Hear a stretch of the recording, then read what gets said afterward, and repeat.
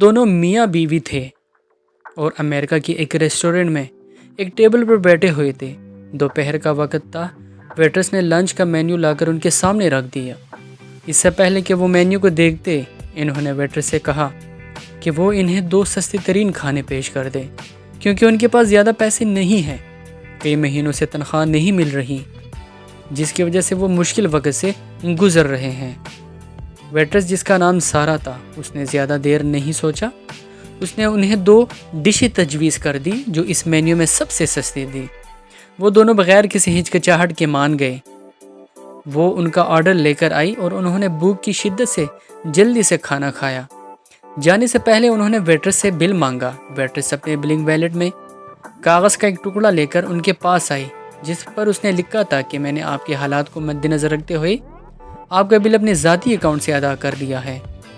یہ میری طرف سے تحفے کے طور پر ایک $100 کی رقم ہے، اور میں آپ کے لیے کم سے کم اتنا تو کر سکتی ہوں۔ آپ کی آمد کے لیے بہت شکریہ۔ اس نے اپنا نام لکھا تھا سارا اور دستخط کیے تھے۔ ریسٹورنٹ سے نکلتے ہوئے یہ جوڑا بہت خوش تھا۔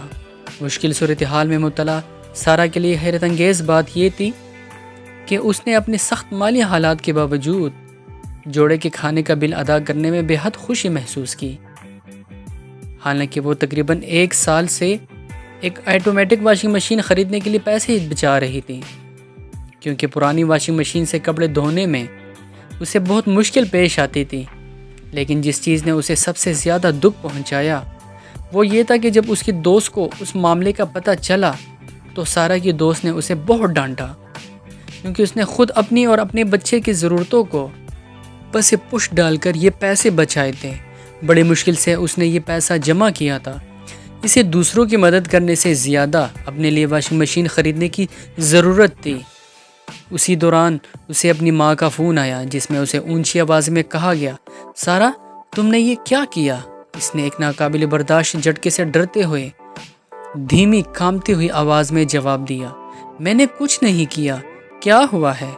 اس کی والدہ نے جواب دیا، فیس بک تمہاری تعریف کرنے اور تمہاری طرز عمل کی تعریف کرنے میں زمین آسمان ایک کر رہا ہے۔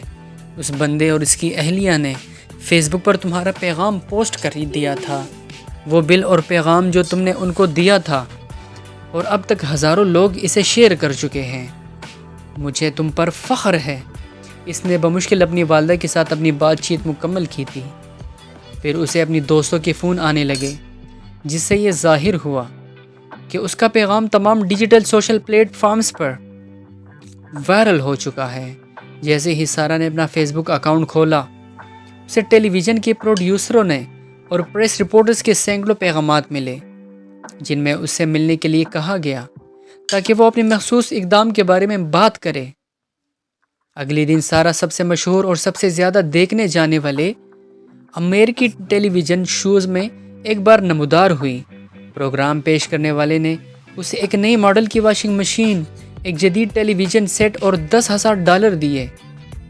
ایک الیکٹرانکس کمپنی نے اسے $5,000 کا پرچیز واؤچر دیا۔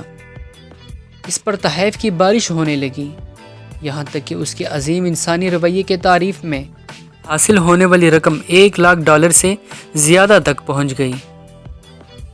2 کھانے جن کی قیمت چند ڈالر سے زیادہ نہیں تھی، انہوں نے اس کی زندگی بدل ڈالی۔ دوستو، سخاوت یہ نہیں ہے کہ جس چیز کی آپ کو ضرورت نہیں ہے وہ آپ کسی کو دے دے، بلکہ سخاوت تو یہ ہے کہ جس چیز کی آپ کو ضرورت ہے وہ کسی دوسری ضرورت مند کو دے دے۔ اگر آپ کسی ضرورت مند کی چاہت کے لیے اپنی چاہت اور ضرورت کو قربان کر دیں گے تو خدا جو اپنے بندوں پر بڑا مہربان ہے، وہ آپ کی کوئی ایسی چاہت نہیں رہنے دے گا جو پوری نہ ہو۔